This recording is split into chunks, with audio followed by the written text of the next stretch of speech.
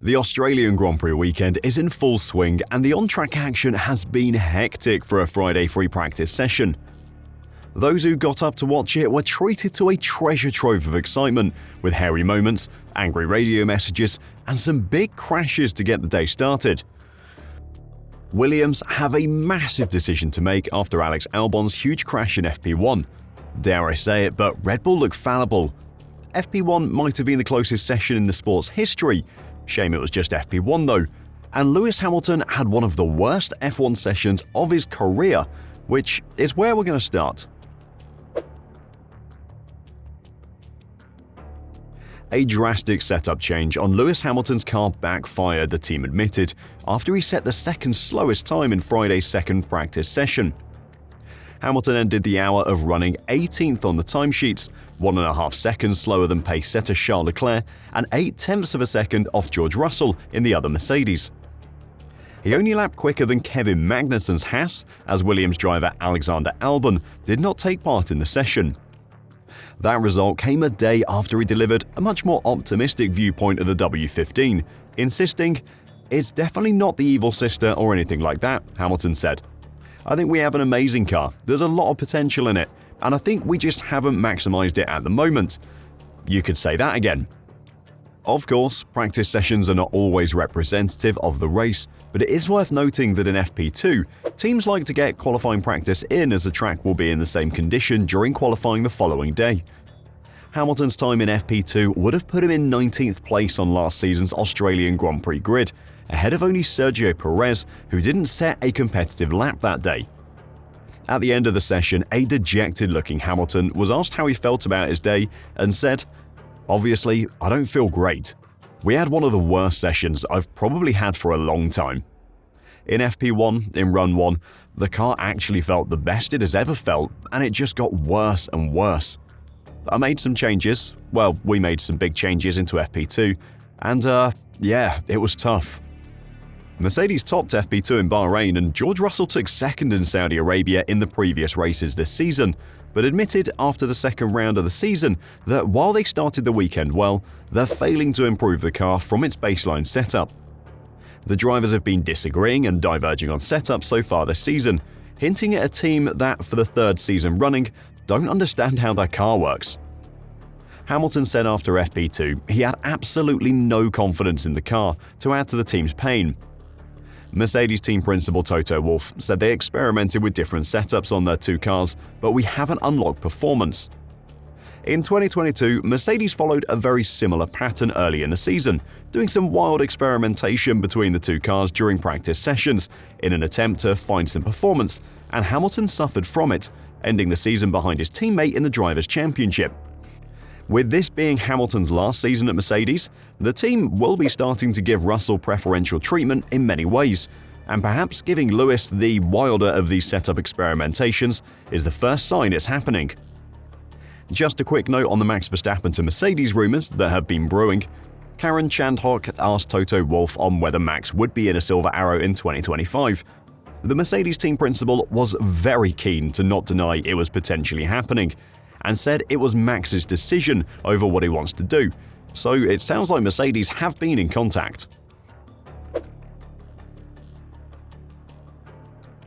On to Williams and Alex Albon, who had a terrible FP1.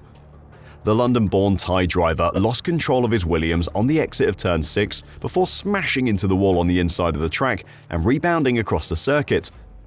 Albon's right front wheel tore off his machine under impact, with debris from his Williams littering the track. Albon came to a standstill and was able to get out of his cockpit on his own. "Sorry," he said over the radio before he was taken away in the medical car. Albon was taken to the medical centre for precautionary checks but came back all clear, thankfully. Ahead of the second practice session in Melbourne, a statement from Williams to the media said, "Further to Alex's accident in FP1, we can confirm that he will not participate in FP2 while we continue to assess the damage." But the weekend is getting more complicated for Williams, as the team has confirmed that they do not have a spare chassis available for use in Melbourne. There have been loads of reports from the track saying that Alex has damaged his chassis quite badly, and as a result, if it does turn out to be as bad as people are saying and can't be used safely, Williams will only be able to field one car, meaning a potentially tricky situation if the team is caught in two minds as to whether to give the car to Albon or Logan Sargeant. We're unlikely to hear anything further from the team until Saturday morning Australian time, as mechanics will be breaking curfew to get two cars on track if they can. Speaking on Sky Sports F1, Martin Brundle labelled it a no-brainer if Williams does have to make the decision between the two drivers, saying it makes more sense to give Albon the only available chassis. Sargeant has so far scored just 1 point for the Williams team, courtesy of a double disqualification further up the field at COTA last year. Williams waited until the 2023 season was finished to confirm whether or not they would retain him for 2024, and it will take a vast improvement from the American to be given a third chance in 2025.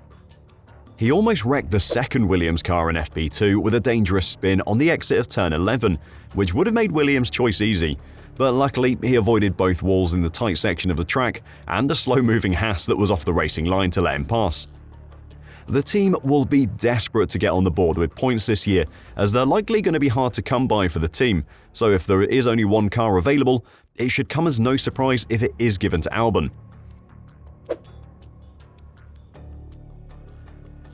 Max Verstappen and Sergio Perez have looked basically unbeatable this season so far, but in Melbourne, on the first day at least, they looked merely human. Lando Norris took first in FP1, just 0.018 seconds ahead of Verstappen, with Sergio Perez down in 6th, 0.078 seconds behind the fastest time.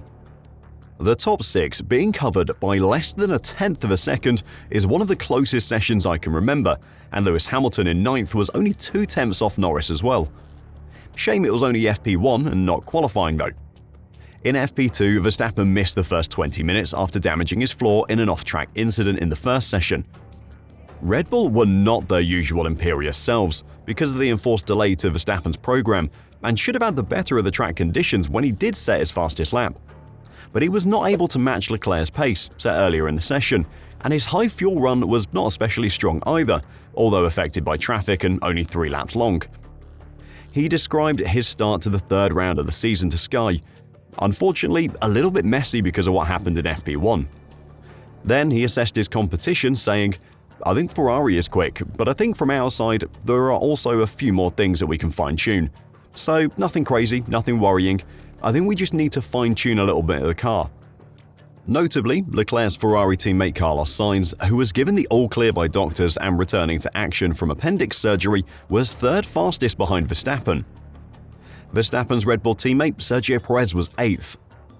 While the early signs are promising for the rest of the field, Red Bull have not impressed in the first day practice sessions so far this season, topping just one of the 4 sessions across Bahrain and Saudi Arabia. They were also far from the only team that looked messy on track, as a very gusty day in Melbourne wreaked havoc throughout the paddock.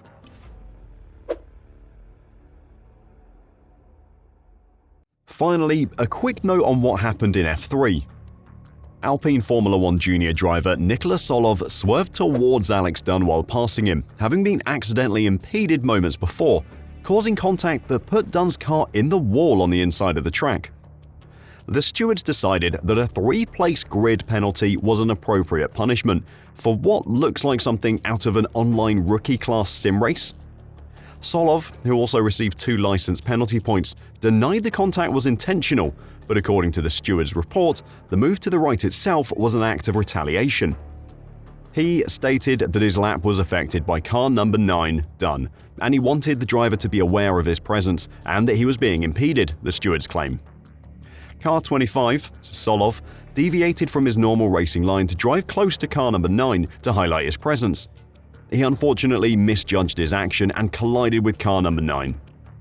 Crashing into another driver on purpose, and this was definitely on purpose, is one of, if not the worst things you can do on a racing track, and to do it in a practice session is just utter madness.